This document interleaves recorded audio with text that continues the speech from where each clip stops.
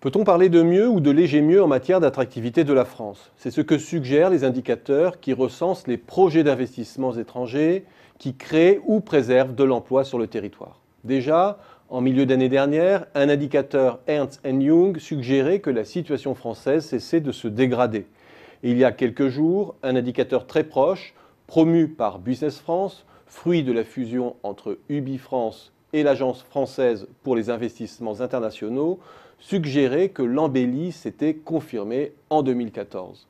Les étrangers auraient investi l'an dernier dans 740 projets permettant de maintenir ou de créer des emplois dans l'Hexagone.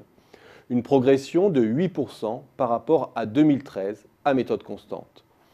C'est une première après 3 années d'érosion. Bémol néanmoins, si le nombre des projets s'est accru, le nombre d'emplois adossés à ces projets a nettement diminué. De quoi parle-t-on au juste à travers ce type d'indicateur? Du nombre de projets d'investissement physiques qui se concrétisent par la création de nouveaux sites de production et des extensions d'activité, ou le rachat d'entreprises en difficulté. On est proche du concept d'investissement greenfield et assez loin du concept beaucoup plus large d'investissement direct qui, pour sa part, chiffre les flux de capitaux investis ou les profits réinvestis dans le passif des entreprises françaises à partir du moment où l'entreprise qui investit dépasse 10% de détention. Toute opération de croissance externe est prise en compte, qu'elle soit ou non créatrice d'emplois ou génératrice de croissance. À partir de cela, faut-il vraiment parler d'inflexion? Malheureusement non, d'abord parce que la méthodologie reste assez incertaine. En témoignent les écarts entre les différentes sources. Pour les uns, Ernst Young par exemple, la France représentait 13% de la part de marché européenne des investissements étrangers en 2013 derrière le Royaume-Uni et l'Allemagne, tandis que la part hexagonale était de 16% selon l'Observatoire Europe, en seconde place nettement devant l'Allemagne à 11%.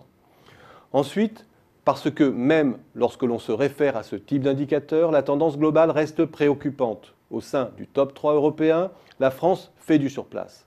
Enfin, la progression de 8% du nombre de projets étrangers en France durant 2014 doit être mise en regard de la progression d'ensemble de l'Europe. Selon les données de l'Observatoire Europe de Business France, les investissements étrangers créateurs d'emplois en Europe ont connu une progression de 17% par rapport à 2013. Si l'on revient maintenant à l'indicateur plus standard d'investissement direct au sens de la balance des paiements, avec toutes les limites qu'on lui connaît pour décrire l'attractivité d'un pays, force est de constater que l'on attend toujours les signes tangibles d'un retour des investisseurs en France, alors même que la nouvelle méthodologie vise à éliminer certains gonflements artificiels des chiffres liés à l'explosion des flux intragroupes.